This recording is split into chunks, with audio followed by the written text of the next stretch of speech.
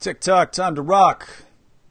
Good evening and good morning and good afternoon to all the Christians and the Jews and the Muslims and the atheists and the agnostics and the Hindus and the Buddhists and yes, even the Baha'is who are watching us right now. We love you, Rainn Wilson.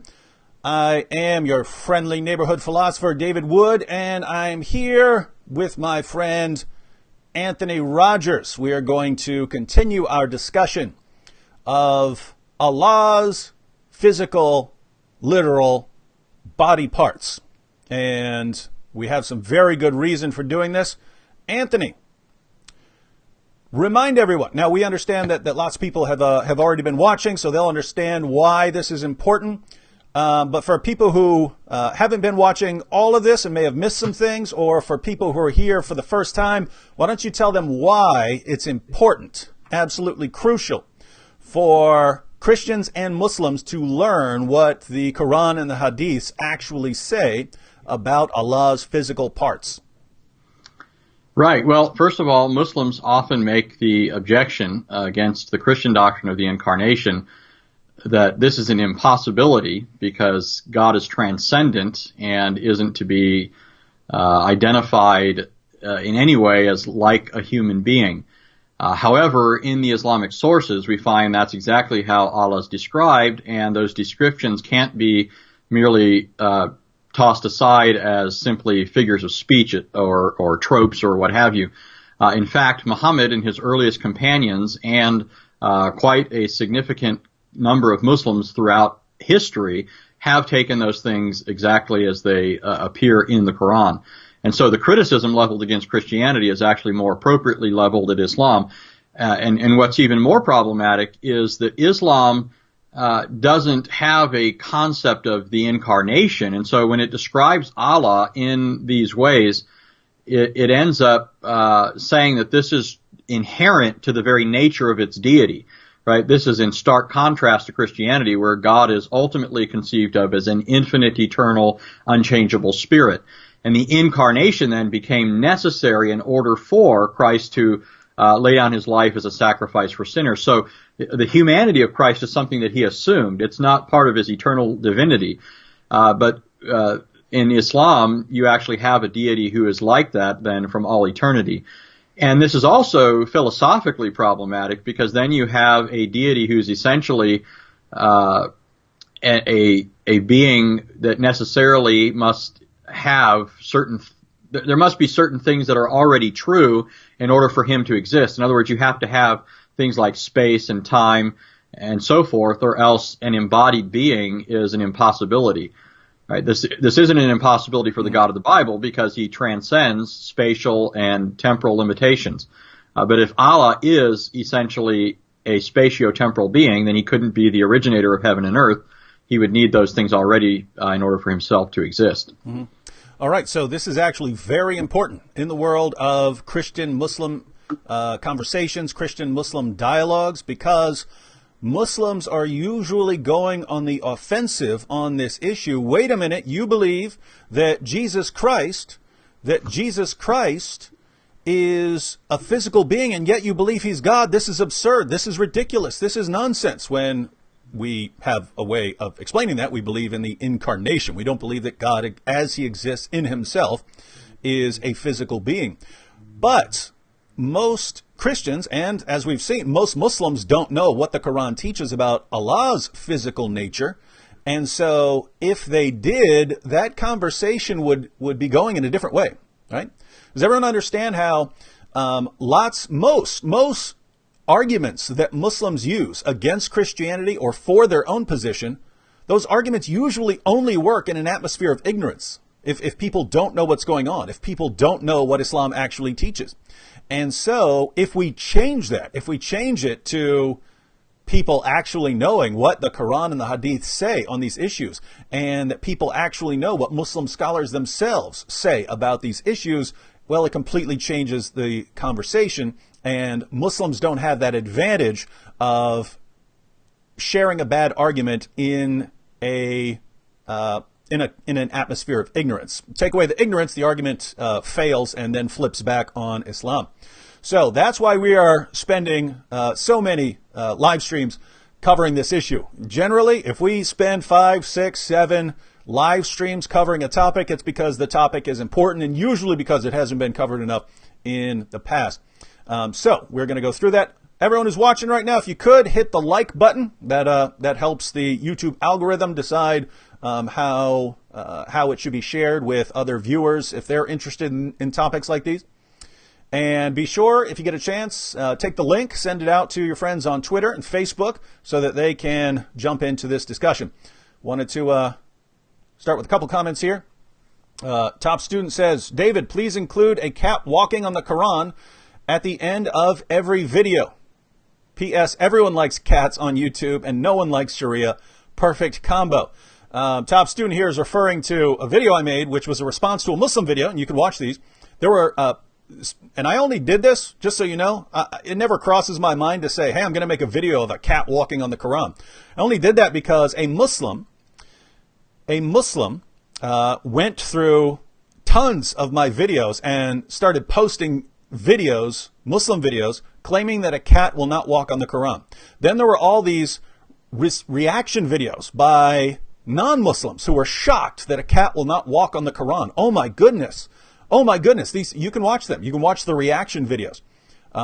Several were by Catholics who were shocked that a cat would not walk on the Quran. They were very impressed by this.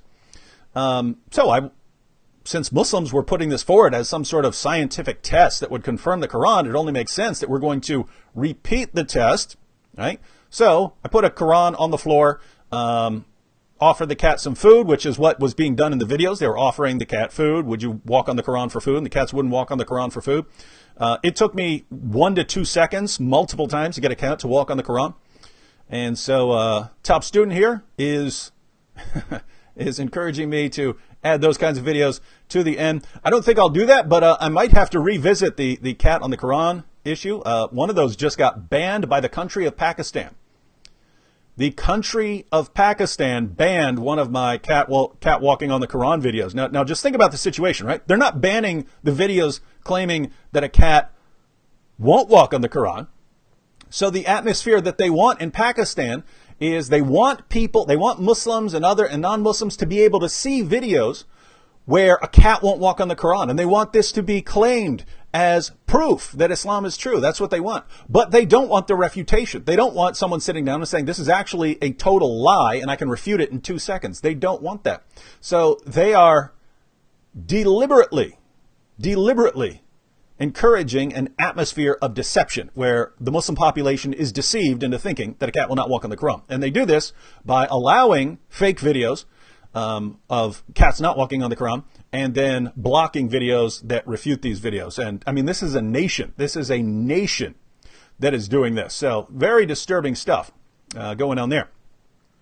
Wanted to thank, Tatiana, thanks. She included a gift for our 5 boys. Well, I will definitely get that to them. All right, so we're going to go ahead and we've been saying before that we've been going through the Muslim sources, right? We've been going through the Muslim sources. We've been looking at quotations from the Quran, from the Hadith, giving arguments on why even Muslim scholars interpret these things literally to mean that Allah has literal parts. It's not just us saying it. So Anthony gave a number of arguments showing why, for many of these passages, the only way to really interpret, to understand them, the only way they make sense is if they are interpreted literally, to mean that Allah has literal body parts. And we've mentioned over and over again that there are Muslim scholars down through the centuries who've agreed with that. Anthony went through a bunch of quotations last time. If you missed that, you can go back and watch it. And I gave a quotation from an Islamic site called Islam Q&A where scholars address issues. And they pointed out that all the scholars agreed on this, right? All the scholars. Now, this doesn't mean all Muslim scholars, but it's all Muslim scholars that they regard as orthodox. So this is a very important issue, and there's a wide array of support for this. Why did we even bring this up in the first place? Well, if you remember, Mohammed Hijab was talking to the Muslim audience, and I brought up the fact that Allah has parts, which, I mean, I took for granted that Muslims understand this because their scholars are saying it, because it's in their sources. Mohammed Hijab laughed it off. He seemed to not think that any Muslim scholars hold this position.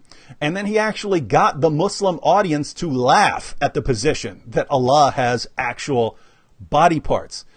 But guess what? If that's orthodoxy, if that's Islamic orthodoxy, as we've been showing, then Mohammed Hijab just got Muslims to laugh at the orthodox Muslim position, in which case he converted them into heretics with that, right? Because before, I could tell they didn't know what to believe about this. They're just, what? Is that true? We got to wait and listen to our guy. Well, their guy got them to laugh at the idea that Allah has physical body parts or literal body parts. So very interesting what Muslim apologists are doing, converting the Muslim community into heretics. So what we're going to do now is we're going to look at some video clips, because we said we're going to do this. We might actually have to do two, where we're going through the clips, because I have a lot of videos from Muslim scholars acknowledging that Allah has literal body parts. And they all say exactly what we've been saying all along. They say that Allah has these parts. Because of the descriptions of these parts, we have to take them literally, but don't think that you understand what they look like very well, because there's nothing like Allah. And Anthony's going to be addressing that point. But let's go ahead and start off with some clips from various Muslim scholars, and we'll see how things go from there. So let's go ahead and pull up the first clip here. This is from Sheikh Asim al-Hakim. So Allah described in the Quran that he has a face. Allah described in the Quran that he has two hands when he addressed Iblis, Satan. And he told him, what prevented you from prostrating to what I have created with my two hands? So he's going to, I basically took several clips of when he's talking about Allah's various parts, and then he's going to give the interpretation. But Anthony, is he correct there that the Quran refers to Allah having two hands? Yeah, he mentioned both face and hands. And just off the top of my head, I think there's something like 10 statements in the Quran making reference to Allah's face, not to mention the numerous references in the Hadith.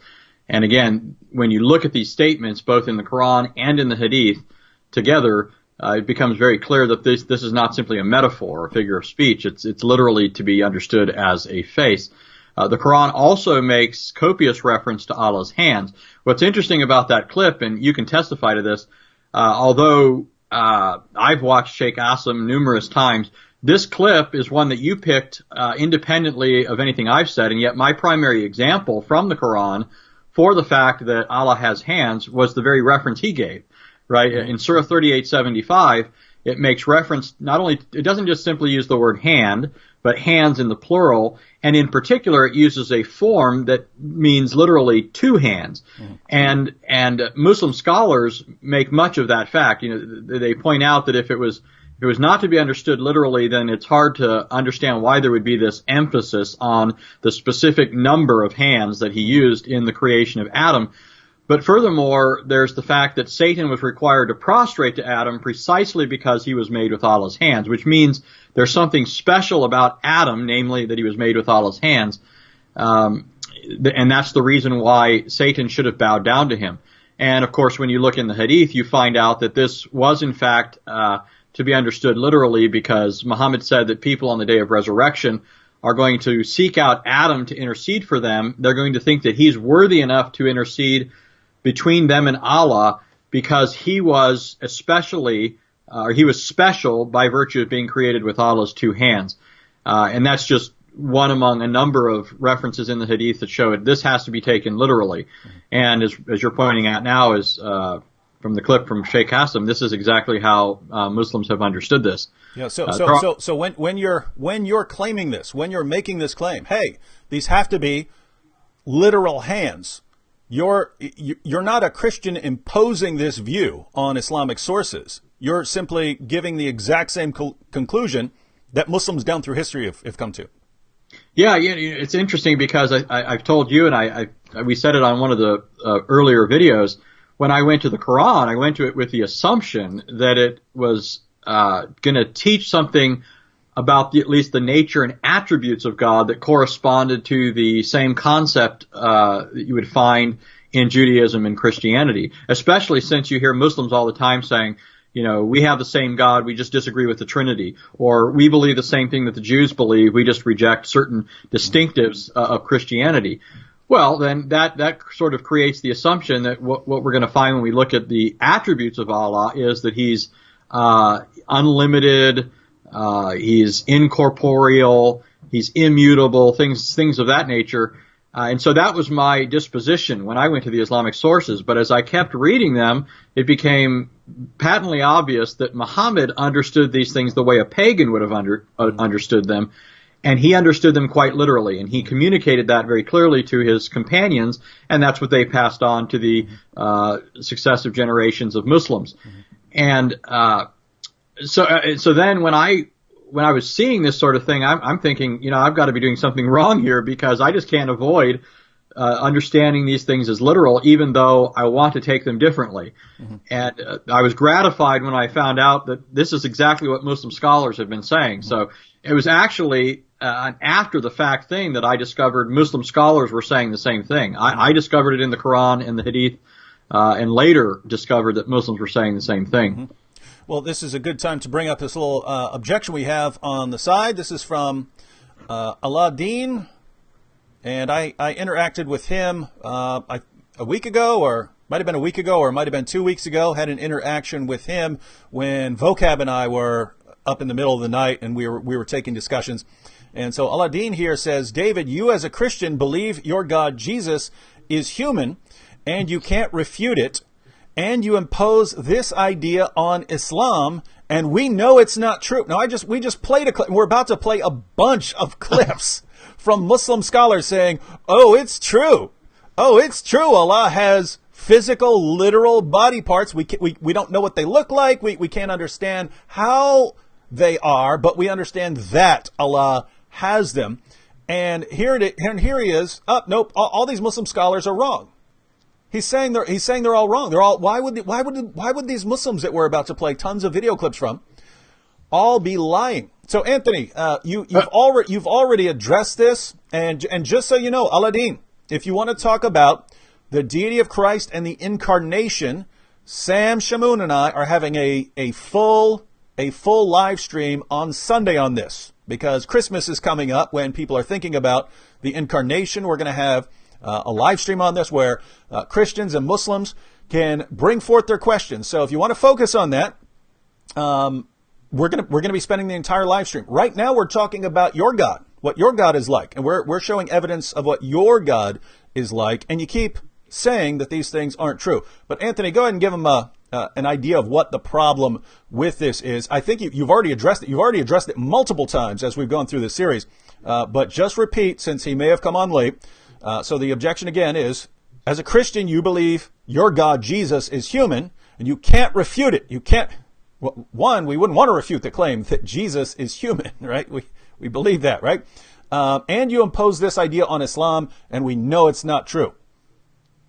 Yeah. So, first thing is, when he says you believe your God, Jesus, is human, it needs to be reiterated. Mm-hmm. We already said this.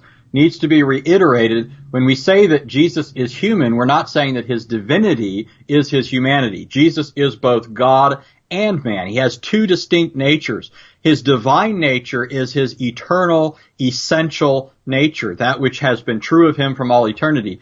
His human nature is something that was assumed at a point in time, namely the incarnation, which we're going to celebrate in a couple of days here. His human nature is something that was assumed in time and is not to be confused with his divine nature. The problem that Muslims have is that Allah's nature, as described in the Quran, which consists of having body and body parts, is not something that was assumed at a point in time. This is a description of Allah's nature as such. Allah doesn't have two natures, right? If you want to say that he does, then you lose much of the momentum of your argument against Christianity, right? Namely that this sort of thing is incoherent or otherwise problematic and objectionable. Now, the other thing that's interesting is when he says that we're imposing this idea on Islam. Now, we're not doing that, but what's interesting is we could at least understand why we might have a motivation for that, right? If we were the sorts of people that he's insinuating we are, right? We're not honest enough, don't have the integrity or sincerity to accurately represent Islam. We could see why that might be a motivation in our case. But how does he account for people like Sheikh Asim here and the numerous other Muslims we could quote and other Muslims we will quote in a moment? You know, how does he account for them? Do they have this bias to undermine Islam by saying that Allah has these parts? No, he can't do that. And so it's simply not true. We've shown over and over again, this is what Muhammad taught. This is what his companions believed. This is what the early Muslims like Ahmed bin Hanbal, Ibn Khuzaymah, Ibn Taymiyyah after them. This is what Muslims have been saying for centuries, and it's only a result of the intrusion of an alien philosophy, Greek philosophy, that got Muslims to start thinking along different lines, in some cases, not all Muslims. So. All right, one more follow-up from Aladdin. And guys, notice, we are happy to interact with the Muslims here, but notice how they just will not really deal with the topic in any way that deals with the texts seriously or deals with what their scholars are saying. So Aladdin says, David Wu, you really can't forget Muhammad Hijab. Do you this prove he damaged your arguments and you can't take it? Please relax. Get new life career ending. Okay. Now, notice the problem here, and we might need to go back and play the clip of Hijab. I said Allah. This was one of the points I was making, that Allah has literal body parts, and it's even Muslim scholars acknowledge that Allah has literal body parts. That is, why did I say that? Because that's Orthodox Islam. That is Orthodox Islam according to the Quran, according to the Hadith, according to the Sirah, according to the Tafsir, according to Muslim scholars down through the centuries, and including according to a bunch of Muslim scholars that we're going to show you in these live streams. Muhammad Hijab got up, rejected the claim, and laughed at it. So he laughed at the claim that Allah has literal body parts. What does this mean? There are only two interpretations here, right?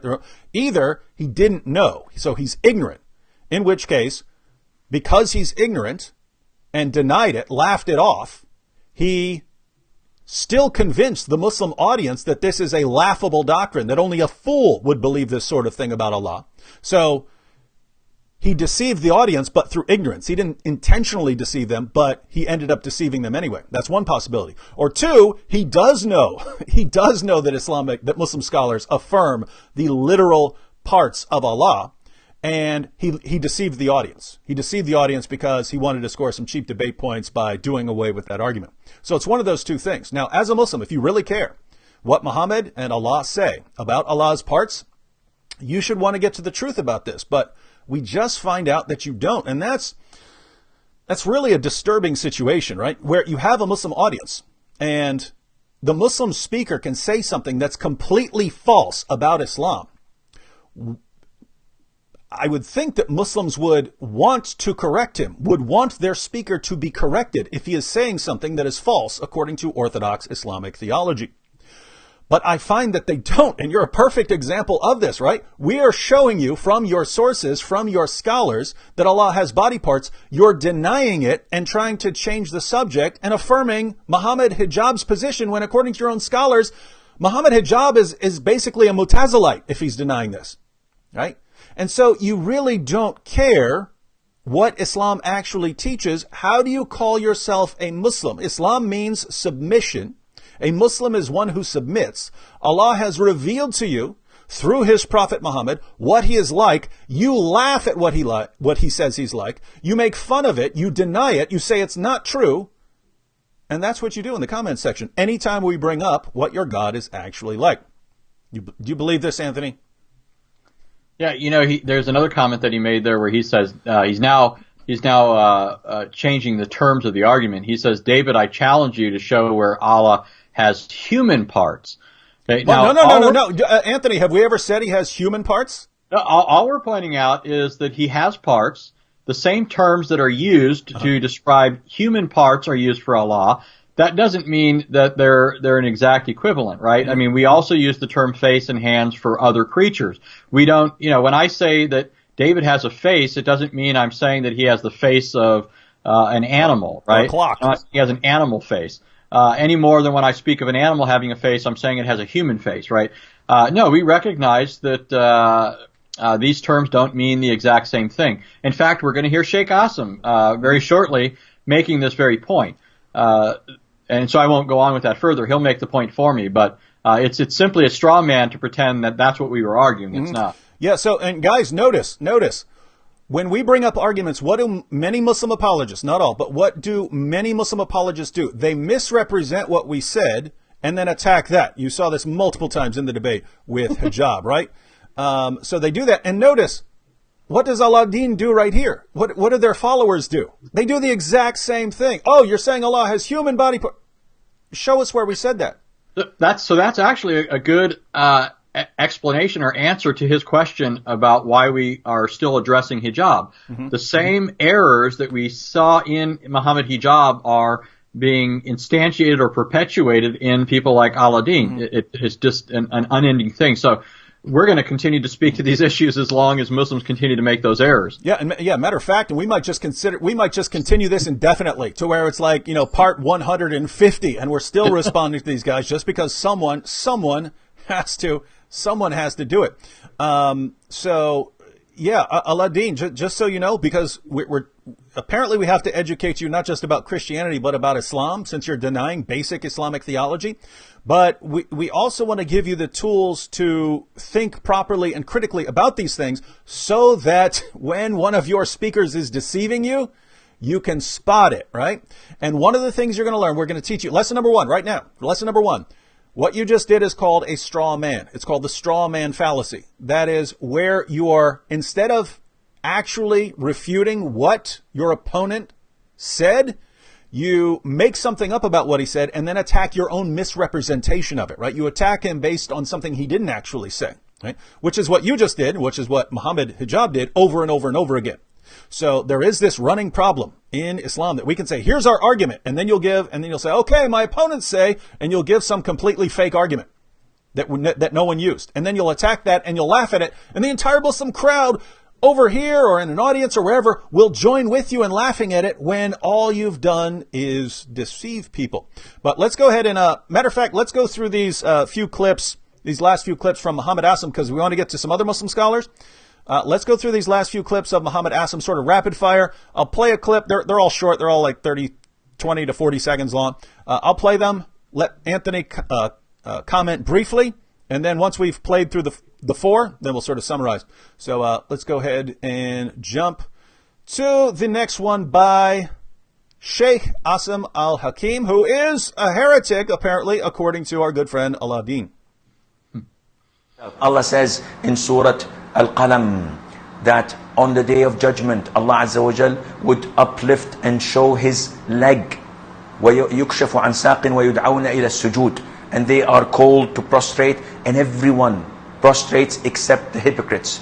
All the believers will prostrate, and the hypocrites will try to prostrate, and their back goes one piece, and they will be thrown into hell. So, does Allah has a shin, Anthony? Is that correct? We've been through this multiple times, but... Yeah, there he basically spliced together two things. One, statement in the Quran, Surah 68:42, that makes reference to the laying bare of the shin, which in the Hadith is further explained by Muhammad as referring to what takes place on the Day of Judgment. Namely, when Allah appears to certain Muslims and they don't at first recognize him, he's ultimately going to disclose himself and make it clear that he's the true Allah, the one that they've always worshipped in this world, by showing them his shin. And supposedly, they already have an idea of what that shin looks like, because when they see it, they're going to say, you are our Lord. And in fact, one hadith even says it's going to the picture or image or form, of Allah that they will see is going to correspond to the mental image they already had in their mind. So there's some way that this knowledge has come to them, telling them what Allah has looked like in order that they might identify him on that day. And so that's what Sheikh Asim is referring to there, is the Quranic statement, Surah 68:42, and the multiple hadiths that make reference to the Day of Judgment, the appearance of Allah, him coming to them in his true form, and then ultimately exposing his shin. In other words, exactly what you've been saying over and over again as we've gone through this series. And Muslims keep telling us, no, it's not a real shin, it's not a real shin, it's not a real shin. Sheikh Asim here is affirming, no, Allah has a shin because that's what the Muslim sources tell us. All right, let's go ahead and jump to the next one. This one is also short. Allah tells us about himself subhanahu wa ta'ala that he has an eye. The Prophet tells us that Allah Azza wa Jal has fingers. When he says, "Oh Allah, the hearts are between two of your fingers, you flip them as you wish. Oh Allah, make my heart steadfast on your religion," and so on. So Allah has an eye, Allah has fingers. He's not making this up, right, Anthony? This is according to the sources which you've gone through already. Right. Numerous statements in the Quran say Allah has eyes. Noah was told to construct the ark under Allah's eyes. Surah 11:37, 20:36, numerous other ayahs of the Quran. The hadith as well make reference to Allah's eyes. He already gave a hadith reference that spoke of Allah's fingers. The heart is between the two fingers of Allah. There are others that I think are more obviously literal, such as the statements that Allah put his hand and palm and even fingers on Muhammad's back, and Muhammad felt its coolness in his chest. Other statements of that sort. So again, this is just going right back to the Islamic sources. It's dealing honestly with them. It's taking them at face value.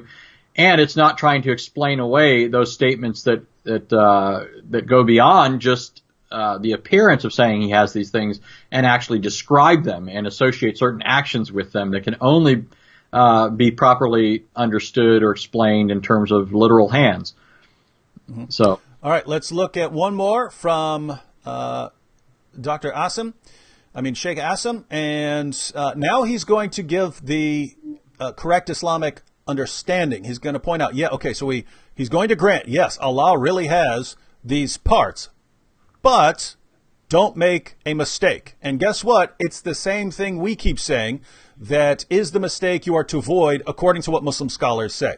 So let's go ahead and watch him.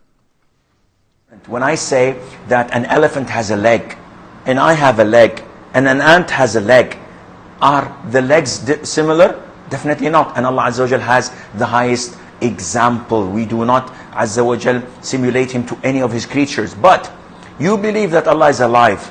So why don't you say that living is also part of human nature? Allah Azza wa Jal subhanahu wa ta'ala is alive. Allah Azza wa Jal is all hearing, all seeing.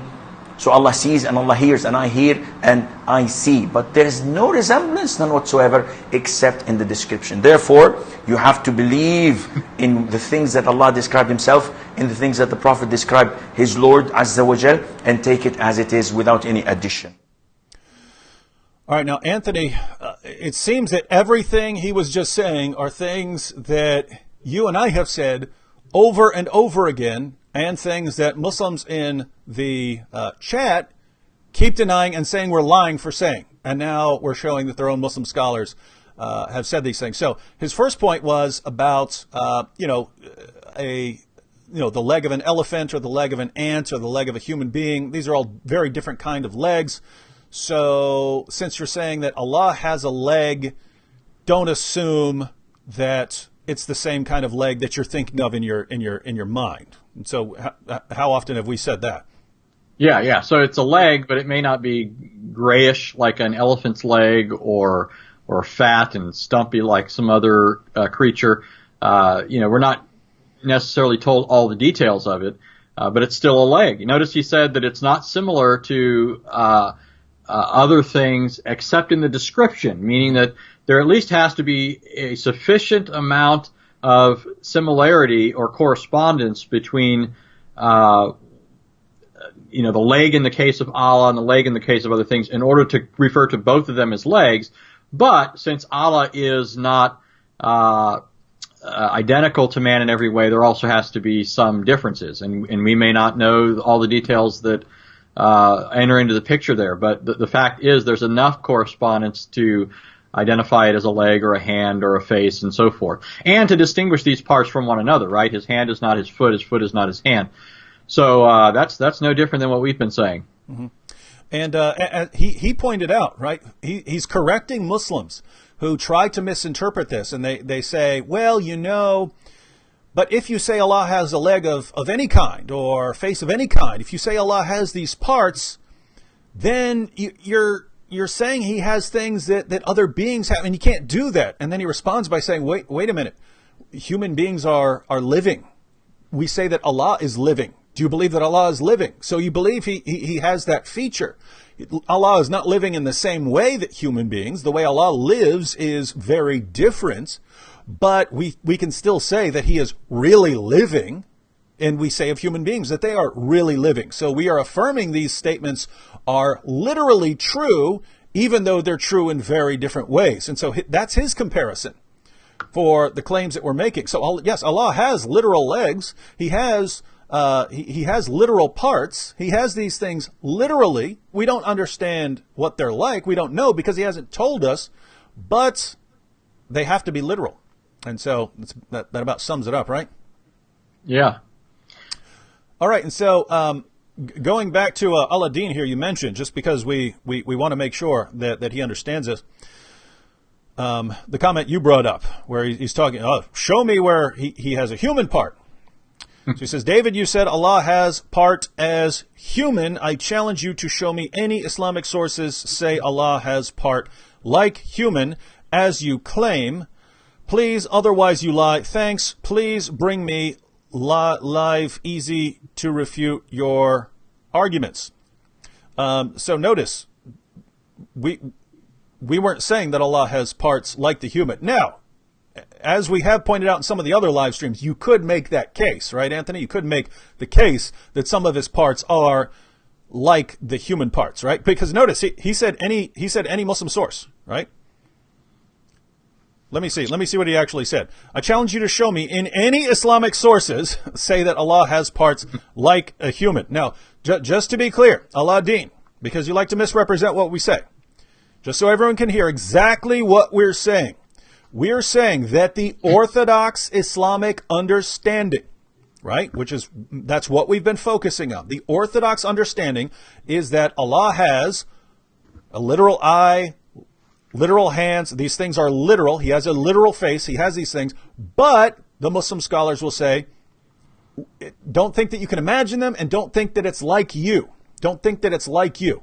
You affirm that he has literal parts, but not those that are like you. Because just as you can have a different leg from the way an ant has a leg, so Allah can have a leg different from the way you have a leg. So we've affirmed that as the Orthodox Islamic position. But Anthony, if he's just saying any Islamic source, do we have reason to think that some of Allah's parts are actually like human parts? Yeah, there's several things here. One thing is that when Muhammad mentions these attributes of Allah, they're often in a context where it assumes that Muhammad knows what to call these things precisely because he has some analogy.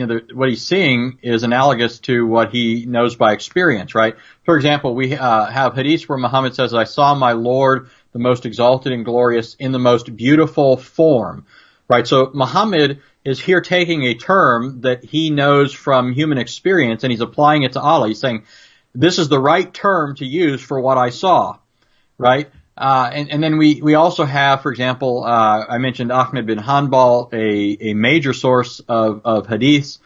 He was a significant hadith scholar and one of the founders of Islam's 4 primary madhabs or schools of fiqh.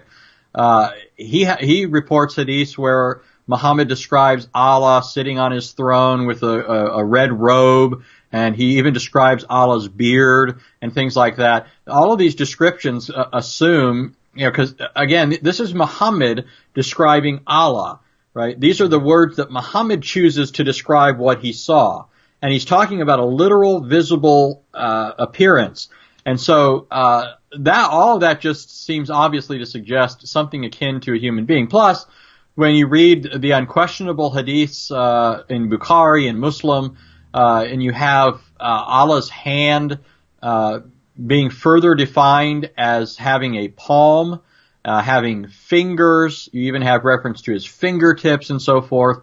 All of this is painting a picture that makes it very difficult to say that it's something radically different from a human hand. You know, it seems to point to a lot of similarities between the two. But furthermore, there's a problem in saying one of the things that Muslims always want to do is appeal to passages like Surah 42:11, which says there's nothing like Allah, or Surah 112:4, which says there's nothing comparable to Him, and say that these are ruling out saying that Allah has body parts or saying that His parts are in any significant way like human beings. Contextually, those passages aren't talking about that. Contextually, those passages are saying Allah doesn't have a spouse or mate, and therefore He doesn't have a son. He doesn't beget and isn't begotten. It's not saying that He doesn't have the equipment. He simply doesn't have the necessary mate with whom to carry out those activities that would produce a son. So those passages are really irrelevant. But furthermore, I mean, you have the fact that when Muslims see Allah on the Day of Judgment, they're going to have a mental picture of Allah in order to recognize Him. And notice how significant this is. You can't just brush this off, right? If they get there on that day and don't recognize who their Lord is, then they're going to be cast off with the rest of the unbelievers, the non-Muslims. They're going to be led astray. Is the whole point of those hadiths is talking about people who are led astray following false gods and so forth. If a Muslim doesn't have the mental picture of Allah by which to recognize Allah on that day, then he's going to be lost. And so that assumes that the picture that Muhammad is painting is something that we can understand sufficiently well enough in order to have this mental construct, right? I mean, and so if you're going to say that these things describe something so totally different and foreign to us, then nobody's going to recognize Allah on that day, not even the most faithful or devout Muslim.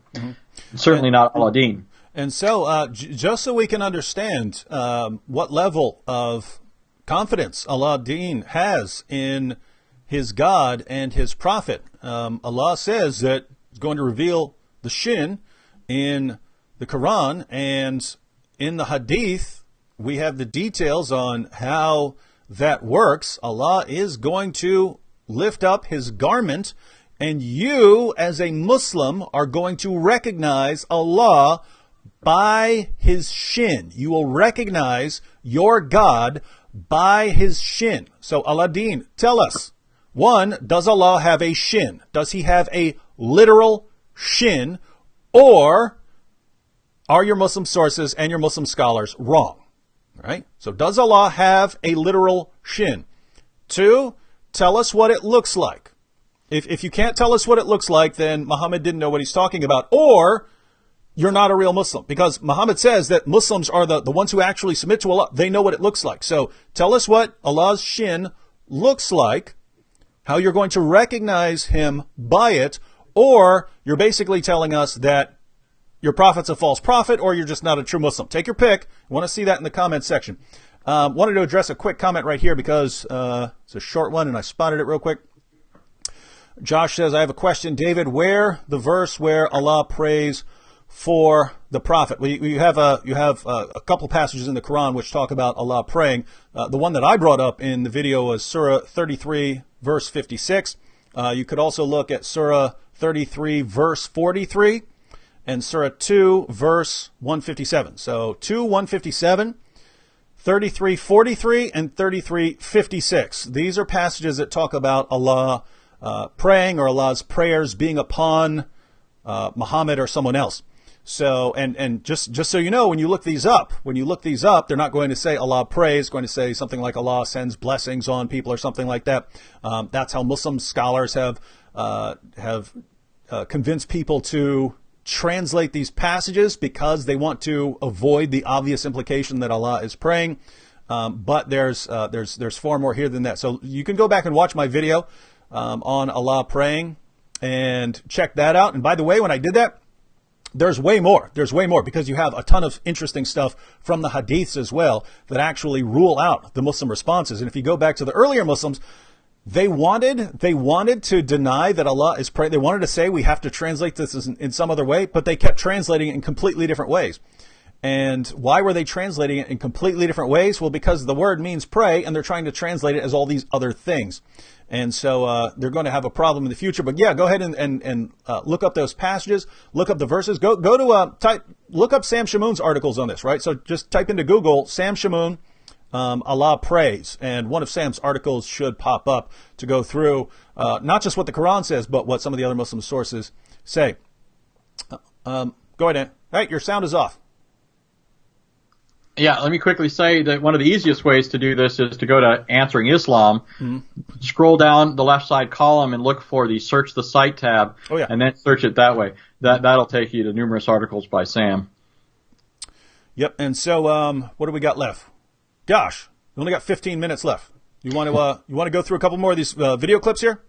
Yeah, let's do it. Oh, wait a minute. Got another awesome super chat here. Ellie Shamoun says, Jesus loves you. Thank you, Ellie. I agree. And Jesus loves you too.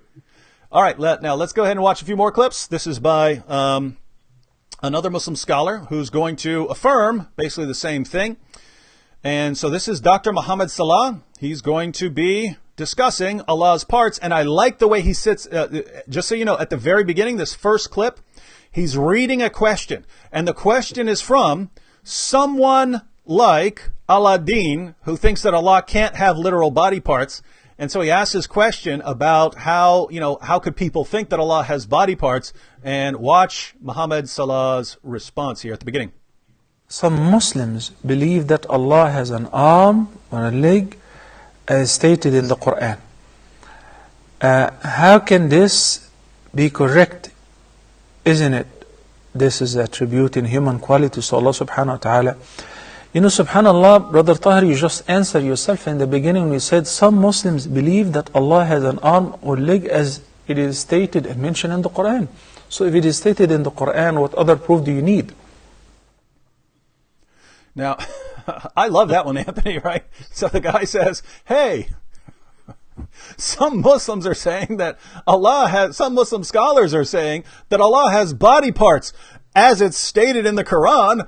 Why would they think that? Why could they think something like this? And the Muslim scholar says, he responds, you just answered the question. It's written in the Quran. What other proof do you need? Yeah, I'm gonna write to him and say, Aladdin says Allah doesn't have these attributes, even though they're mentioned in the Quran. What would you say? What should I tell him? Yeah, and then when he gives us a response, we can go ahead and play it here. Yeah. And, all right, so that's how he goes ahead and sets up the issue. That's how he sets up the issue. That hey, it's saying it in the Quran. That's where we get the claim that Allah has these parts. But let him go through some of the same things. We've been over this over and over again, but we just need to. I mean, at the beginning, we were thinking 1 or 2 live streams on this issue, but the same things keep coming up, and Muslims keep coming in the comment section and saying, "No, I don't. No, you're wrong. You're lying. You're making this up." No matter how many sources we quote, that we might have to do one more, just because we are not going to get through nearly all of the clips. So we'll probably have one more, and then we really don't want to just keep doing this indefinitely. Week to week, but we will certainly have to revisit it periodically. And as I pointed out, I'll probably end up doing like a Man God Monday series throughout 2019, just so everyone has nice short videos with all of these topics in it. And just so you know, Anthony, you had like 4 or 5 parts of a series called Allah the Man God, right? Yeah, but it's still worth doing again. Those were some of my earlier videos, but the content is still there. And in fact, you'll find in most of my videos, one of the things that I try to do, and I'm usually pretty consistent about, and it's why some of the videos take some time, it's because I'm trying to find clips from Muslim scholars, because I know that inevitably I'm going to get an Aladdin who's going to say, this isn't true, you're lying, you're making it up, you're misinterpreting. And so it's always good to have at least some Muslims in there to show that this is what the scholars are saying, even if this message hasn't gotten out to the mass of Muslims, right, the Aladdins of the Ummah. So if you go to those videos, I'll reference the sources in the Quran, in the Hadith, and then I'll play 1, 2, or 3 Islamic scholars saying the same thing. Mm-hmm. Yep. And super chat from Kyokushin Karate, Texas.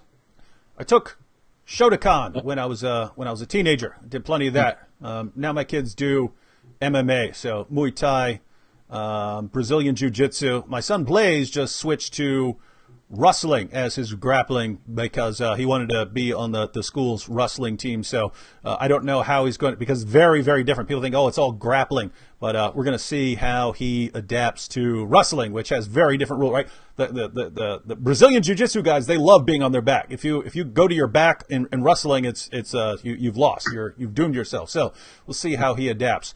But, earlier, I was watching Caro Parisian. Did you ever watch him when he was fighting in the UFC? Nope. He was the guy. He's an Armenian guy, but he was really good at judo. And one of the things that was unique about him is that he was effective with judo, even without the gi. And that's usually, a problem a lot of judo people have is they can't effectively use it or as effectively use it. Anyways, I always enjoyed watching his fights because he pulled off these incredible moves. Even though he wasn't the best, he actually had a good record, but he wasn't the best. But whenever he was able to pull off one of these judo throws, it was awesome. Well, anyway. Is everyone here, Anthony, promoting this sort of violent combat sport? I can't believe this. All right, let's go ahead and go through, what do we got?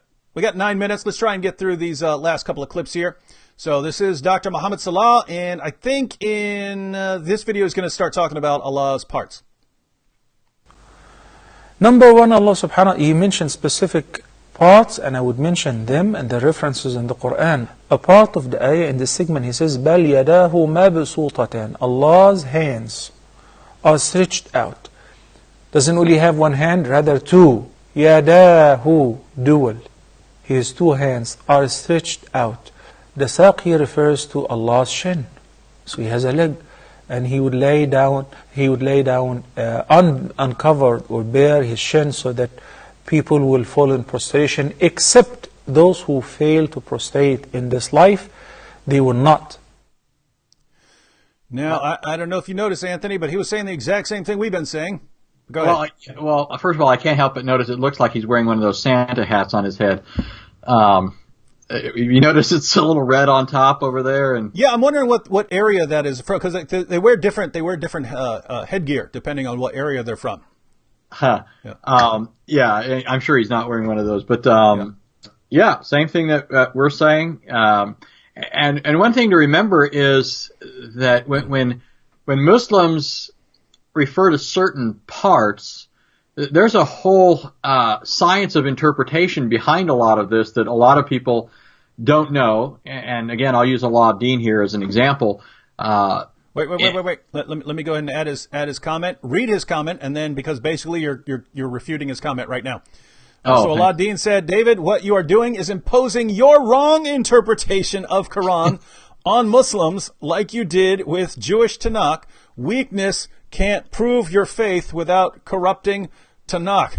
Notice, we're playing clips by Muslim scholars who are saying exactly the same things that we're saying, and he's saying we're corrupting it. So notice, according to this, Anthony, we have corrupted his Muslim scholars. So his Muslim scholars got this information from us. They got this false view of Allah from us, and now they're going around spreading it around the world. And not only that, Anthony, we must have built a time machine, because Muslims have been saying these things for nearly 14 centuries. So what we are saying now about Allah's parts, Muslims have been saying for 14 centuries, and you're saying we're the ones who corrupted them. So, Anthony, you must have a time machine in your garage. Yeah, I'm actually quite grateful that he's attributed as much power and authority to us as he has. I'm going to try and figure out some other ways to use it that are profitable.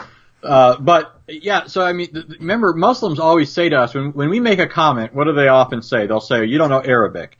Okay. Then we get an Arabic scholar and they've got another excuse. Well, this is why most Muslims are beholden to their sheikhs and imams, right? Because these are the ones who have not only learned the language or already knew the language, but have made sufficient advances in the study of the different sources, if it comes to the Quran or if it comes to the Hadith, whatever it is, they have made those strides forward in those disciplines and are now qualified to speak to them.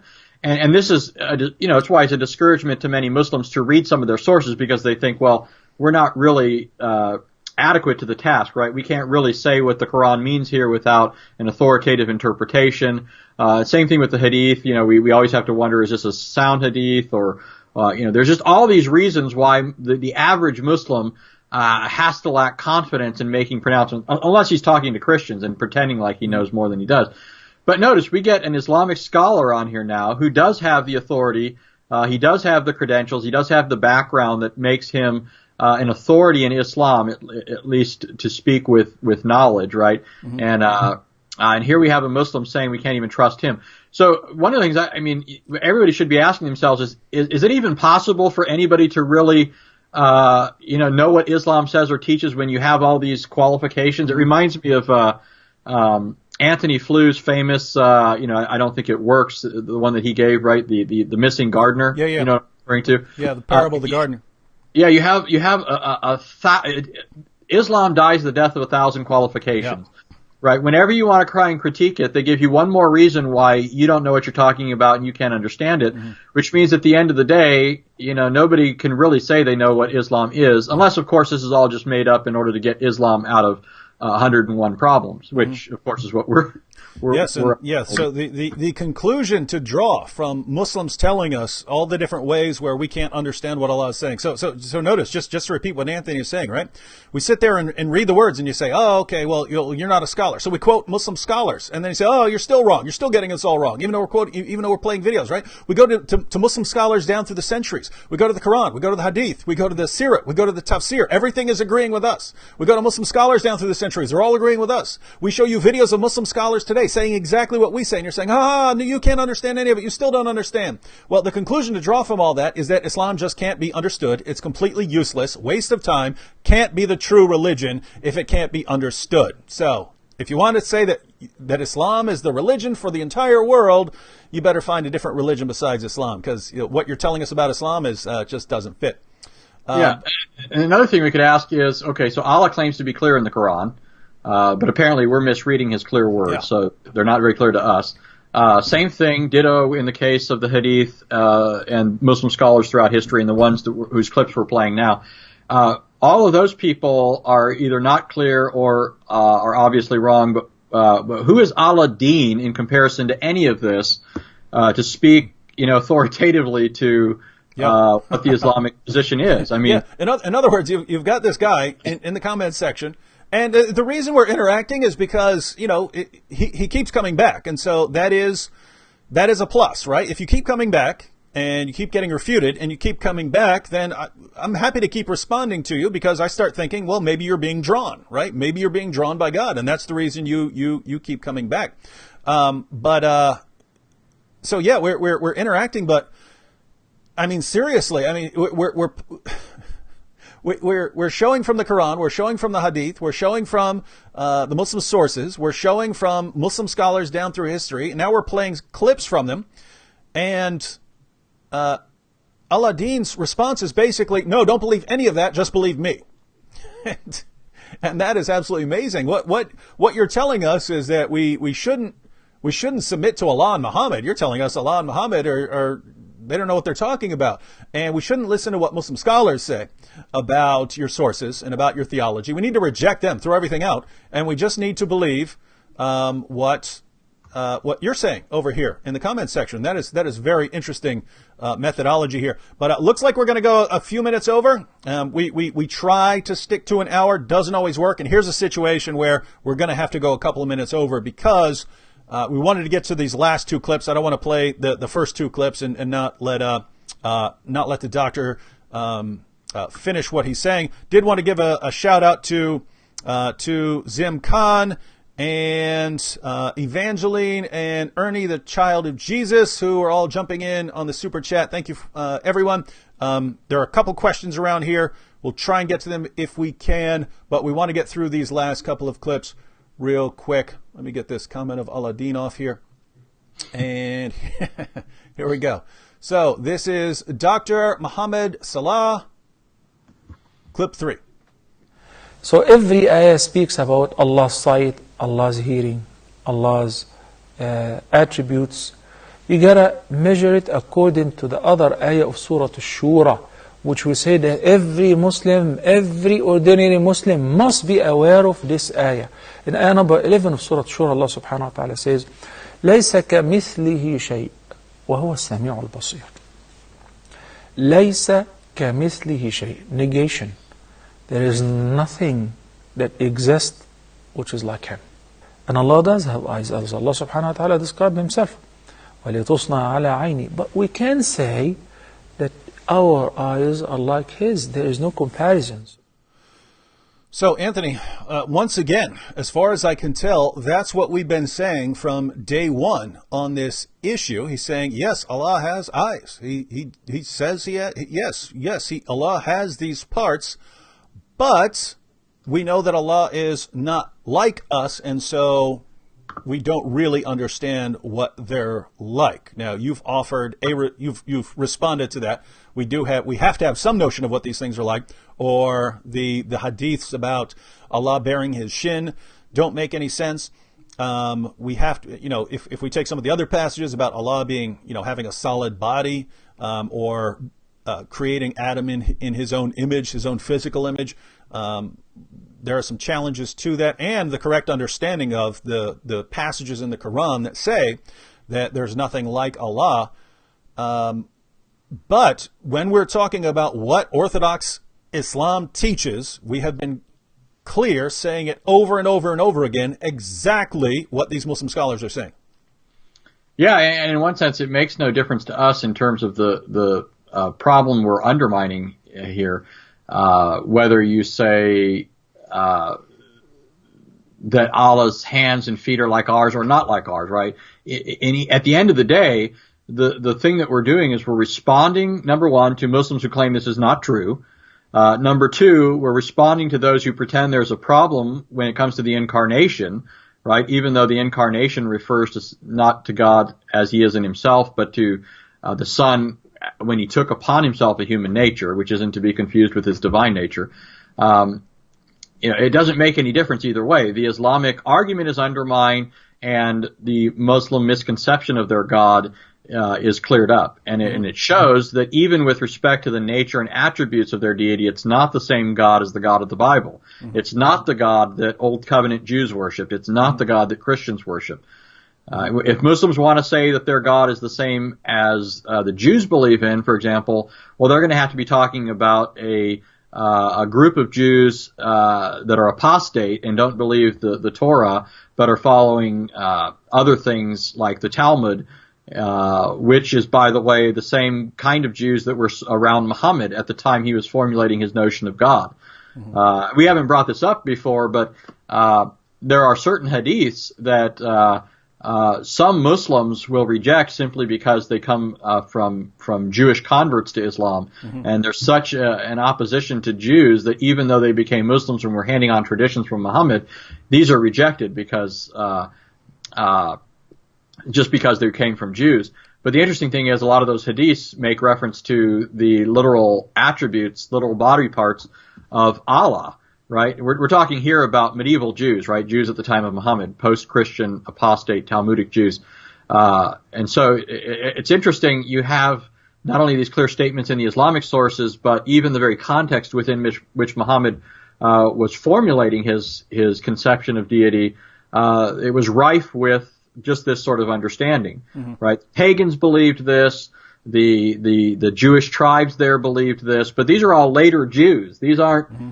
In fact, these are Jews that were very likely also influenced very much by their pagan counterparts in the Sinai Peninsula. Mm-hmm. Yeah, and so I just don't understand.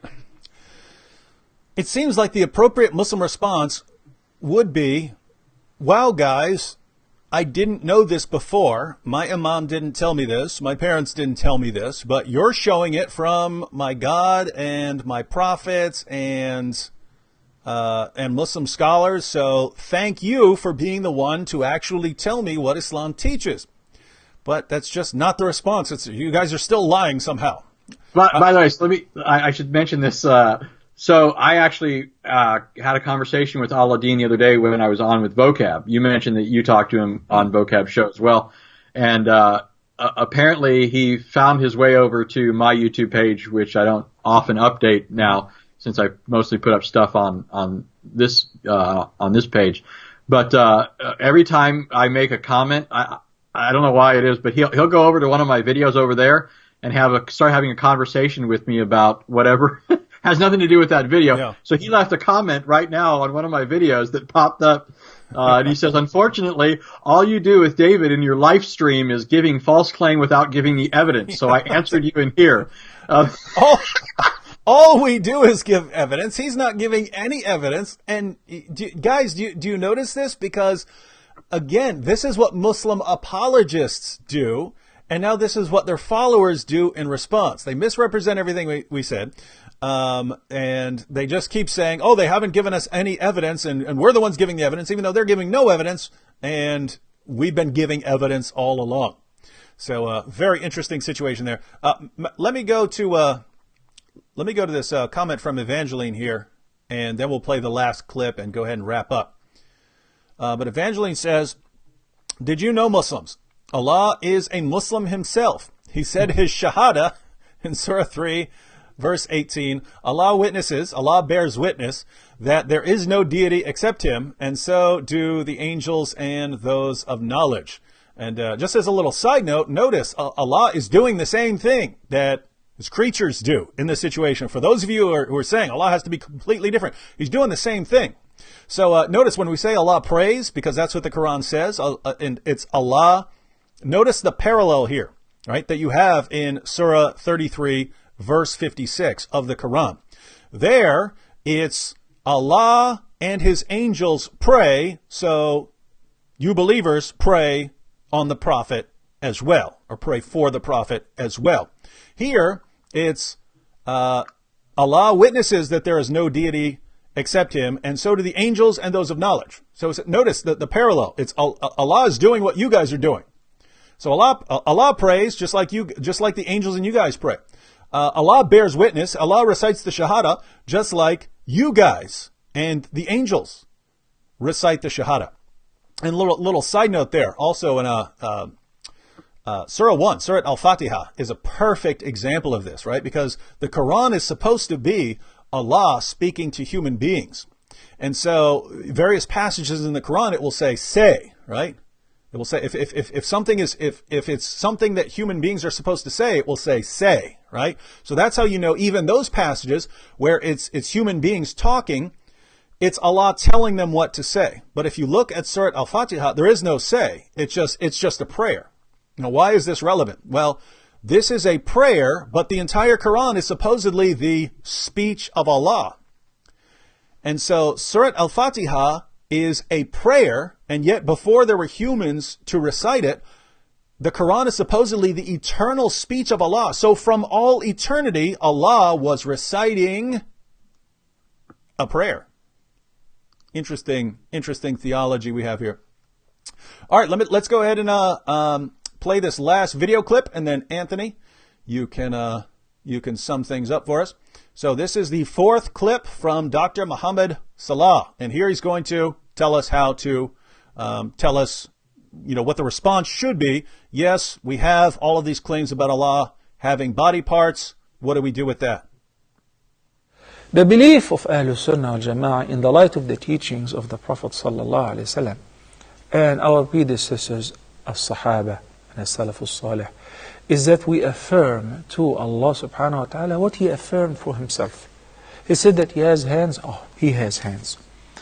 Without alteration, without interpretation, without changing, without giving our personal opinion, because He has hands. So we take whatever Allah described Himself with as facts. I told you before, your mind is very limited and your understanding is very narrow. Well, there you have it, Anthony. the position of Muslims, the position of Orthodox Islamic theology is that whatever Allah has affirmed for himself, we affirm. And if we don't get it, great. Our understanding is limited. That sound about right? Yeah. And he said that it's not to be explained away, reinterpreted. It's to be taken as it's stated. Allah is to be understood as speaking at face value in the Quran. He's in fact, I mean, as soon as somebody wants to start trying to tinker with the words and reinterpret them and all of that, they're essentially undermining the Quran's main claim for its own divine origin and inspiration. Yep. Right? The boast of the Quran over and over again is that it's eloquent. Its eloquence is unsurpassed and insurpassable by any creature, man or jinn, or any combination or collection of creatures. And Allah is so clear and so detailed.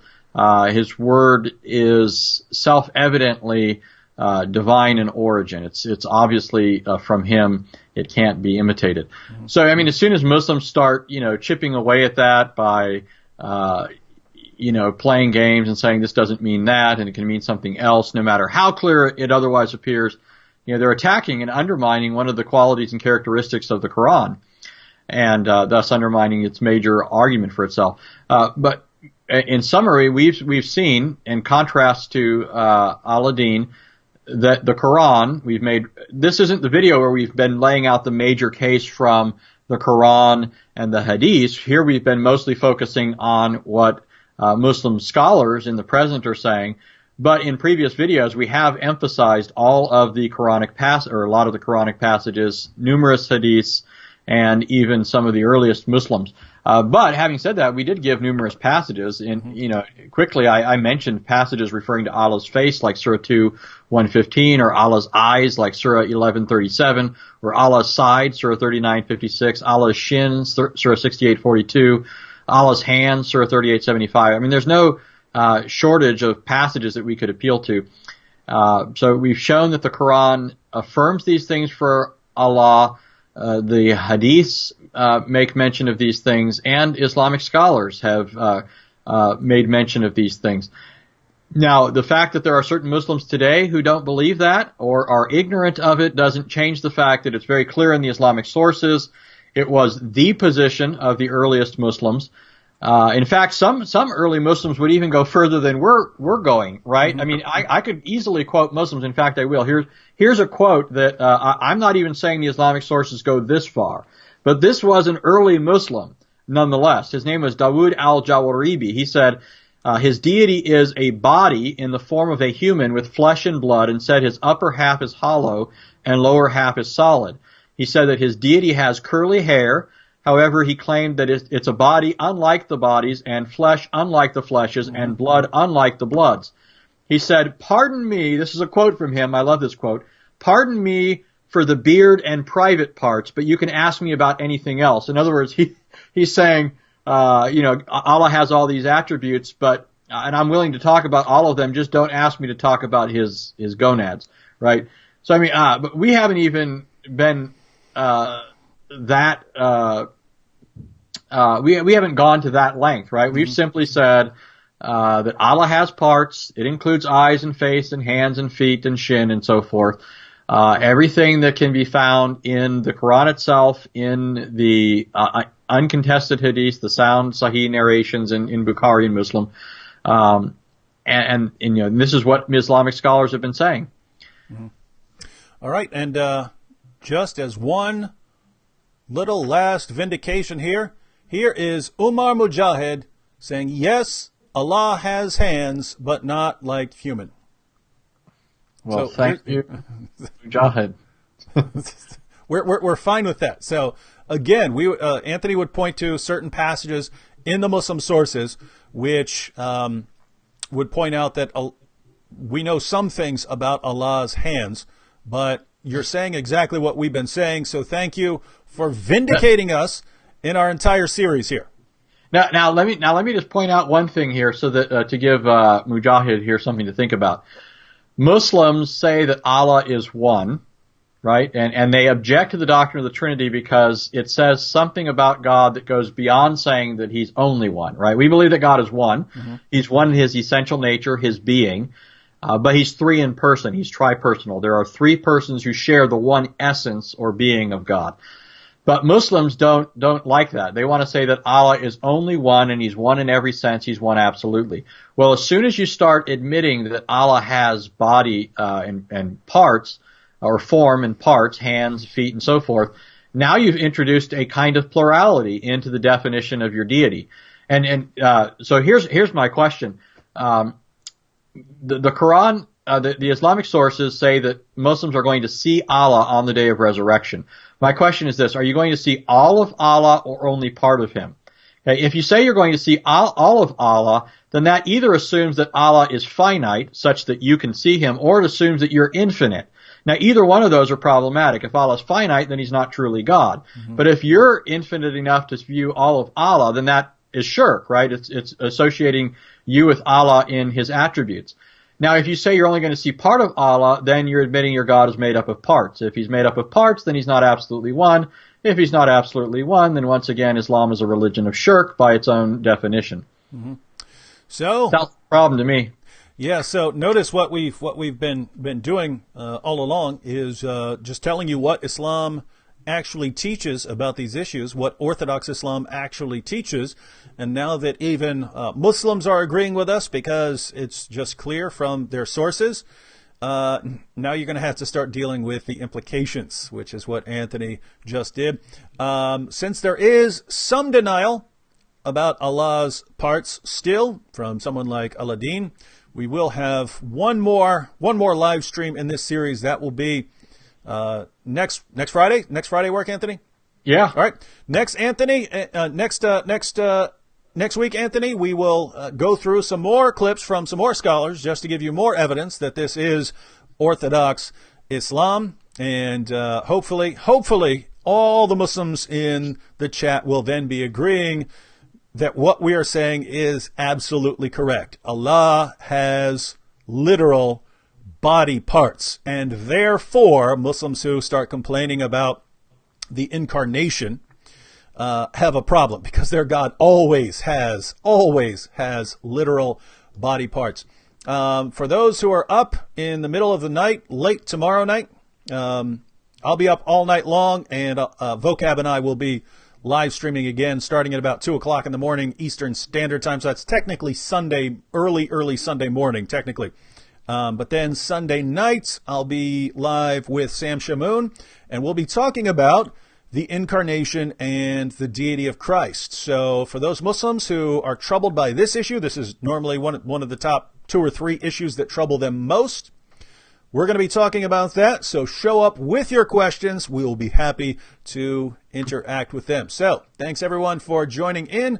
Thanks, everyone, for jumping in on the Super Chat, and look forward to talking to you next time. God bless everyone.